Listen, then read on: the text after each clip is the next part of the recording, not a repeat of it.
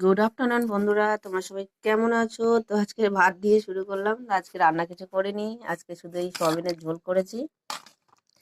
এই সবে নামালাম, আজকে একটু দেরি হয়ে গেছে, শরীরটা ভালো না, ঘুমিয়ে গেছিলাম। তো আজকে রান্নাটাও দেরি হয়ে গেছে, যেন ভিডিওটা দিতেও দেরি হয়ে গেছে। তো রোজকারের মতো নিয়ে চলে এলাম আজকে লাঞ্চ থালি,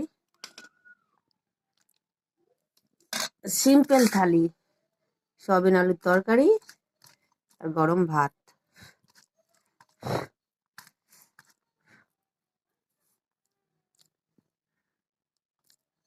আমার ভয়েস দিতে হচ্ছে, এই জন্য আমি কখনো ভয়েস দিইনি আগে। আমার এই শর্ট ভিডিওতে খুব একটা প্রবলেম হয়ে গেছে।